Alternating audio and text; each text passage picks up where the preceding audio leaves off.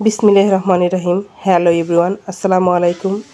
কাছে কিংবা দূরে, দেশ ও দেশের বাইরে যে যেখান থেকে আমার এই ভিডিওটি দেখছেন, আশা করি আল্লাহর রহমতে আপনারা সবাই ভালো আছেন। আলহামদুলিল্লাহ, ফ্যামিলি সবাইকে নিয়ে আমিও ভালো আছি। আজকে আরেকটি নতুন ভিডিও নিয়ে আপনাদের মধ্যে হাজির হলাম। সবাইকে পুরো ভিডিওটা দেখার অনুরোধ রইল। আজকে আমরা ফ্যামিলির সবাই সারাদিন ভাত খাবো না, শুধু রুটি জাতীয় খাবার, আটা জাতীয় খাবার, মাছ খাওয়া যাবে না, মাংস খাবো আর আটা জাতীয় খাবার খাবো, চাউলের কোনো অংশ খাওয়া যাবে না। তো এগুলা কেন খাবো না আজকে, আপনারা পুরো ভিডিওতে আমার সাথে থাকেন, তাহলে আপনারা বুঝতে পারবেন। তো এদিকে আমি রুটি বানিয়ে নিচ্ছি। দেখেন, অনেকগুলো রুটি বানিয়ে নিচ্ছি। রুটি বানানো প্রায় শেষের দিকে। অনেকগুলো রুটি বানিয়ে নিচ্ছি, আর অনেকগুলো কিন্তু ভেজে নিয়েছি। আজকে আমরা সারাদিন, কালকে থেকে আজকে সারাদিন পর্যন্ত আমরা শুধু রুটি, মাংস খেয়ে নিয়েছি। মাছ, ভাত এগুলো কোনো কিছু, শাক এগুলো কোনো অবস্থায় খাওয়া যাবে না। তো কেন খেতে পারবো না, সেটা হচ্ছে আমার শ্বশুরের বয়স প্রায় 90-র বেশি, প্রায় 90-95-র মতো বয়স হবে। তবু সে কিন্তু একদম স্ট্রং, সব কাজই করতে পারে। একা হেঁটে হেঁটে যে চা খেতে পারে, অনেক দূরে যেতে পারে, এমনকি চলাও করতে পারে। কিন্তু সে কিভাবে এই কাজগুলো করে, তার কিছু টিপস আমরা তার কাছ থেকে আমি জানি, সেগুলো আমরা কিন্তু ফলো করার চেষ্টা করি। এটা কিন্তু বেশ কয়েকদিন আগেকার ভিডিও। কার্তিক মাসের যে অমাবস্যা হয়, তখন কিন্তু আমার শ্বশুর 2 দিন যে পর্যন্ত অমাবস্যা লাগবে সে পর্যন্ত কিন্তু কোনো ভাত খাবে না, শাক মাছ এগুলো কিন্তু কিছু খাবে না, শুধু রুটি জাতীয় খাবার খাবে। সেজন্য সকালবেলা আমি রুটি বানিয়ে দিয়েছি। রুটি বানানোর পরে আমি এখানে তালের বড়া বানিয়ে নিচ্ছি। চাউলের কোনো কিছু খাওয়া যাবে না, চাল জাতীয়, চাল দিয়ে চিতি পিঠা, পিঠা, ভাত, মুড়ি এগুলো কিছু খাওয়া যাবে না, শাক খাওয়া যাবে না, মাছ খাওয়া যাবে না। শুধু মাংস, আটা জাতীয় যে খাবারগুলো সেগুলো খাওয়া যাবে। এতে নাকি শরীরের ব্যথা অনুভব কম হয়, শরীরে ব্যথা হয় না। আর এটা কিন্তু আমার শ্বশুর প্রায় অনেক বছর যাবৎ, প্রায় 60-70 বছর যাবৎ সে কিন্তু এই নিয়মগুলো মেনে চলছে। অনেক আগেকার মানুষের কিন্তু বেশি ওষুধের প্রয়োজন হয় না, আমার শ্বশুরের তেমন একটা ওষুধের প্রয়োজন হয় না। সে এইভাবে কিন্তু সব কিছু করে। সেই জন্য আমরা সাথে সাথে চিন্তা ভাবনা করলাম, আমাদের শরীরের তো রোগ প্রতিরোধ অনেক কম। সেই জন্য কিন্তু আমরা কিভাবে চললে ভালো হবে তার অনুসরণ করে চলার জন্য চেষ্টা করছি। আজকে আমরা সবাই, ফ্যামিলির সবাই ভাত খাবো না। 3 দিন গত হলে ভাত খাওয়া যাবে, অর্থাৎ যে পর্যন্ত অমাবস্যা লাগবে সে তার আগের থেকে অমাবস্যা ছাড়ার পর পর্যন্ত এই রুটি জাতীয় খাবার খেতে হবে। আমার আব্বাও কিন্তু এরকম খেত। কার্তিক মাসে অমাবস্যার সময় পাঁঠার মাংস আনতো এবং আটা রুটি খেত। আমার যে বাবা, সেও কিন্তু এটা পালন করতো। আর আমার শ্বশুর কিন্তু এবার পালন করে। আমিও চেষ্টা করব সেটা পালন করার জন্য, কারণ না খেতে থাকতে হবে না, একটা বিকল্প কিছু খাবার খাওয়া যাবে। সেজন্য আমি সকাল রুটি বানিয়েছি।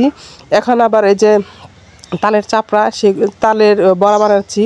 এক এক সময় এক এক ভিন্ন ভিন্ন খাবার খেলে কিন্তু ভালো লাগে।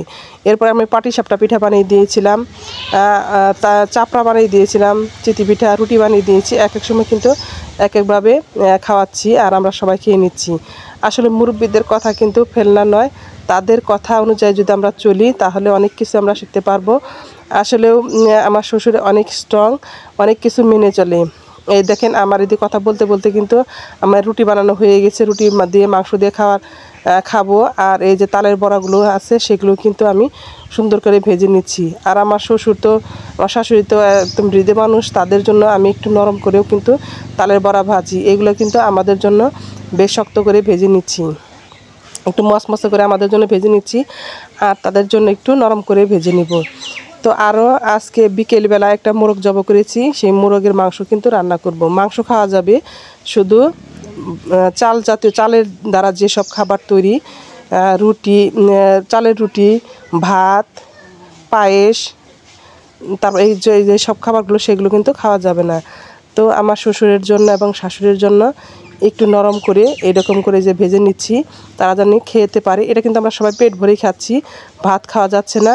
আসলে মানুষ একটা কথা বলে না যে আশি বলো পড়শি বলো মায়ের সমান না, চিরা বড়ো পিঠা বলো ভাতের সমান না, সেরকম একটা অবস্থা। আসলে ভাত না খেলে কিন্তু আসলে কেমন একটা খারাপ লাগে। কিন্তু আসলে এটা যদি একটু মান্য করে চলি, যদি আমাদের শরীরের বেদনা যদি না হয়, শরীরে ব্যথা করে না, এটা কার্তিক মাসে এটা পালন করলে একদিন, বছরে একদিন। আর আমার শ্বশুর কিন্তু প্রত্যেক অমাবস্যার মধ্যে ভাত খায় না, সে শুধু রুটি জাতীয় এই খাবারগুলো খায়। ভাত থাকলে নাকি পেটের মধ্যে এইরকম মানে শরীরের ব্যথা অনুভব হতে পারে, অনেক রোগ হতে পারে, সেজন্য কিন্তু সে খায় না। কিন্তু আমরাও চেষ্টা করব যাতে এরকম করে মেনে চলতে পারি। তো যারা যারা ভাইয়াপুরা আছেন আসলেও চেষ্টা করবেন, আপনারাও চেষ্টা করবেন। এদিকে দেখেন আমার বড়াগুলো ভাজা হয়ে গেছে। আমি বেরেস্তা ভাজার জন্য এবং মশলা টশলা কিন্তু আমি ইয়ের মধ্যেই ভেজে দিই, কড়াইয়ের মধ্যে ভেজে তারপর কিন্তু বেটে দিই। এতে করে খাবারটাও টেস্টও বেশি হয় এবং মশলাটা কম লাগে এবং খাওয়ার সময় দাঁতে কামড় লাগে না। এই মশলাগুলা এলাচ দারচিনি কিন্তু কামড় লাগলে খুব একটা বিরক্ত লাগে, আর এইরকম করে বেটে দিলে কিন্তু খুব সুন্দর হয়। আর এদিকে আমি পেঁয়াজটাকে ভেজে নেব, তারপরে জিরা, দারচিনি, কালো এলাচ, সাদা এলাচ সব কিছু কিন্তু আমি এরকম করে ভেজে সুন্দর করে ভেজে নেব। তো ভাইয়াপুরা এরকম করে ভেজে নিয়ে আসলে সব কিছুই খাচ্ছি, কিন্তু আসলে ভাতের যে একটা তৃপ্তি তৃষ্ণা সেটা কিন্তু মিটে যাচ্ছে না। আমার শাশুড়ি কিন্তু আমাকে অনেকটা হেল্প করছে। এই যে দেখেন দারচিনি, এলাচ সব কিছু কিন্তু আমি ভেজে নিচ্ছি। ভেজে নিয়ে তারপরে কিন্তু আমি এটা পাটায় পিষে তারপরে কিন্তু মাংস রান্না করি। এবার মাংস রান্না করলে যার মাংস কখনো স্বাদ হয়নি, মজা লাগেনি, সে কিন্তু এভাবে রান্না করলে খুব সহজেই ভালো লাগবে।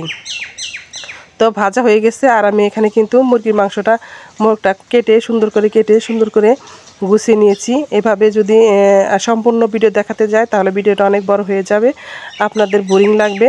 যাতে আপনাদের কোনো অবস্থায় বোরিং না লাগে সেজন্য কিন্তু আমি আর মোরগ রান্নাটা দেখাচ্ছি না। তো এখানে জিরাগুলো একটু ভাজা হয়ে গেলে জিরাগুলো দিয়ে দিলাম। তো ভাইয়াপুরা যারা যারা এই পর্যন্ত আমার সাথে আছেন তারা অবশ্যই একটা লাইক দিয়ে দিবেন। যে যে ভাইয়াপুরা নতুন আমার চ্যানেলে ভিজিট করছেন তারা অবশ্যই চ্যানেলটাকে সাবস্ক্রাইব করে দিবেন। এই যে মাংসটা কেটে নিয়েছি আর সুন্দর করে ধুয়ে নিয়েছি, এখন মাংসটা সুন্দর করে কষিয়ে দিব। তো ভাইয়াপুরা সবাই অনেক অনেক বেশি ভালো থাকবেন। সবার প্রতি শ্রদ্ধা জানিয়ে আমি আমার আজকের ভিডিওটা শেষ করছি। আল্লাহ হাফেজ, আসসালামু আলাইকুম।